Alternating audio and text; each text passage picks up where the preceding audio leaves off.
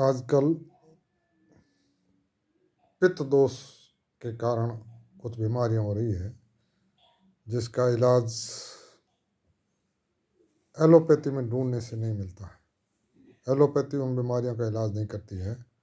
अंग्रेज़ी दवाइयों से उल्टी बीमारियां बढ़ती है, जिसमें प्रमुख है माइग्रेन का दर्द। माइग्रेन सर दर्द का एक प्रकार है जिसको माइग्रेन कहते हैं। ये शरीर में पित्त दोष बढ़ने से होता है। ऐसी ही बीमारी है बदन दर्द, पीठ में दर्द, कमर दर्द, पाचन शक्ति की कमजोरी। ये सब पित्त दोष बढ़ने से होती है।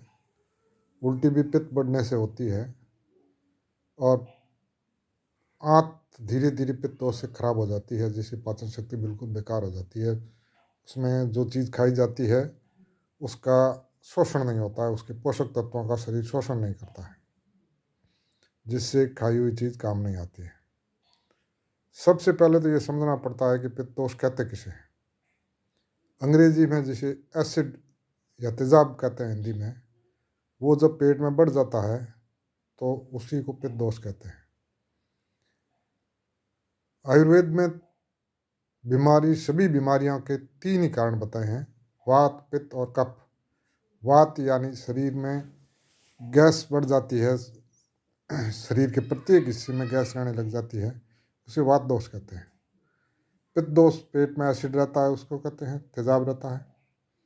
और कफ छाती में, सर में या जहाँ कहीं भी बलगम बन जाता है, बॉडी के अनेक हिस्सों में बन सकता है, वो उसको पित्त दोष कहते हैं। और उसके निवारण के भी आयुर्वेद में इलाज बताए गए हैं। लेकिन पहले अपन आज पित्त दोष की बात करते हैं। पित्त बढ़ता क्यों है? पित्त बढ़ने के कई कारण हैं। जैसे पित्त बढ़ने का सबसे बड़ा कारण होता है खान पान का दोष। खान पान में जब हम तो तली भुनी चीज़ें ज़्यादा खाते हैं, या मसाले ज़्यादा खाते हैं, या मिर्च का ज़्यादा प्रयोग करते हैं, या तरी वाली सब्जियां खाते हैं, और तरी में भी ठंडी तरी वाली सब्जी खाते हैं, तो उससे पित्त दोष बहुत जल्दी बढ़ जाता है। सबसे ज़्यादा पित्त बढ़ता है अंग्रेजी दवाइयों के प्रयोग से। डॉक्टर जब किसी बीमारी में लंबे समय तक गोली दवाई देता है तो एक भूखे पेट की गोली अवश्य देता है। भूखे पेट लेने वाली गोली क्या काम करती है? वो गैस नहीं बनने देती है।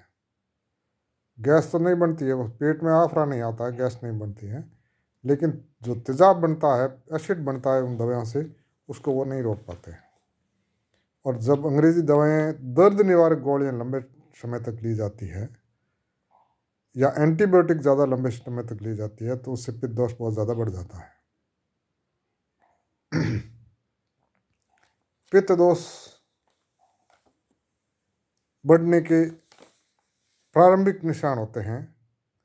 आर नाल में दर्द होना शुरू होता है, जलन रहने लगती है, पेट में जलन रहने लगती है, खट्टी डकारें आती है, या कभी कभी खट्टी उल्टी होती है, खारी या खट्टी, तो इसका मतलब है हमारे शरीर में पित्त बढ़ गया है। और वो पित्त जब प्रारंभ में बढ़ता है तो गैस बनाता है, फिर धीरे धीरे वो गैस नस नाड़ियों में चढ़ने लगती है, तो पीठ दर्द, कमर दर्द रहने लगता है, सर में भारीपन रहता है, वो निद्रा सी स्थिति बनी रहती है। और जब और ज़्यादा पित्त बढ़ता है तो पित्त खून के साथ में नशा में चलने लगता है, और खून, वह पित्त वाला खून जब दिमाग में जाता है तो सर दर्द होना शुरू होता है, और उसी को माइग्रेन कहते हैं। और अगर माइग्रेन का दर्द ठीक करना है तो पित्त का इलाज करना पड़ेगा। दर्द निवारक गोलियों से ठीक नहीं होता है। दर्द निवारक गोलियां सिर्फ हमें एहसास नहीं होने देती है दर्द का।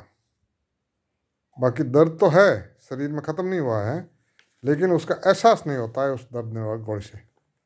वह दर्द निवारक गोली पेट को, लीवर को और ज़्यादा ख़राब करती है, और धीरे धीरे हम और ज़्यादा बीमार होते जाते हैं। पित्त जब धीरे धीरे पेट से आंत में जाना शुरू होता है तो आंतें खराब होनी शुरू होती है।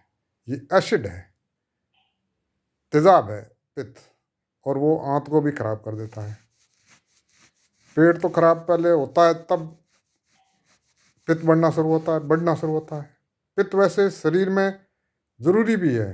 एसिड नहीं हो तो हम जो वस्तु खाते हैं, अगर वो कड़क है, ठंडी है, तो वो उसको गलाने के लिए तेजाब काम करता है।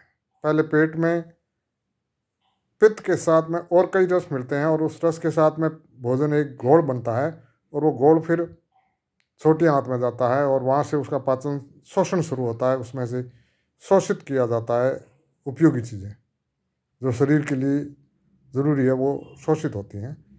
लेकिन जब पित्त बढ़ जाता है तब खराबी करता है, और उससे गैस बननी शुरू होती है, और वो बढ़ा हुआ पित्त शरीर में फैलने लगता है, और उससे कई बीमारियां होती है।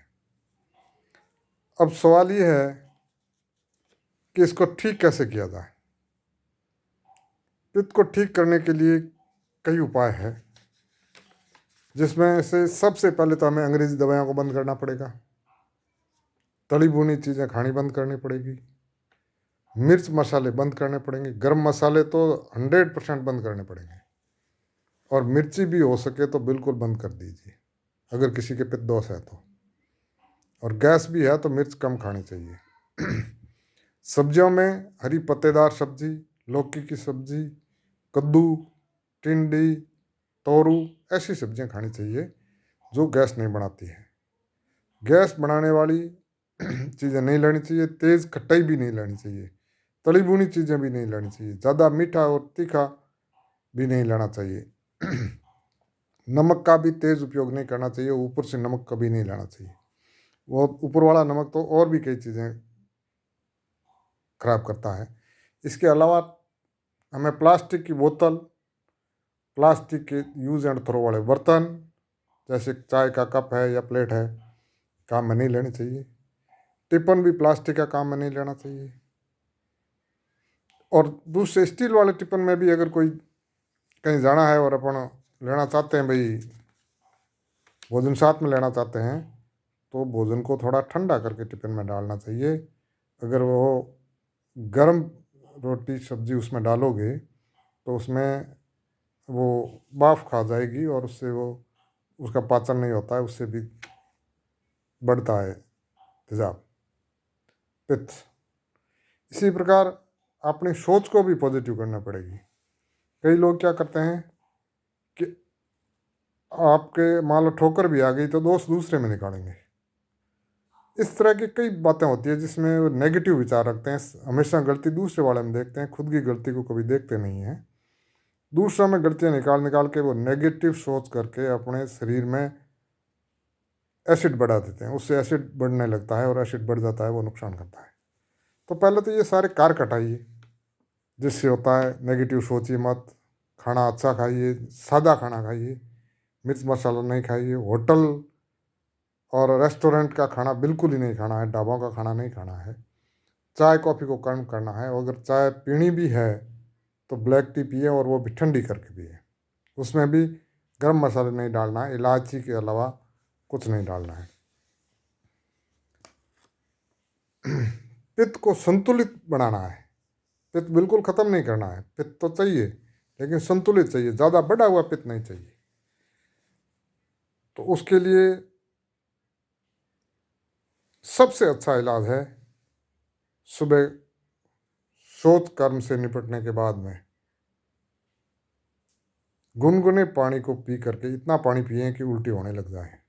कम से कम 4-5 लोटे भर के पानी उकड़ू बैठ के पीना है। और उसके बाद में किसी को वैसे उल्टी हो जाए तो ठीक, नहीं तो गले में अंगुली डालने से उल्टी हो जाएगी। ऐसा 4-5 बार करें, और 1 हफ्ते तक तो कम से कम रेगुलर सुबह ये करें। उसके बाद में आपका पित्त थोड़ा शांत होगा। और महीने भर 2-3 दिन छोड़ के 5 दिन और करें, 2-3 दिन छोड़ के 5 दिन और करें, महीने भर इस तरह करें।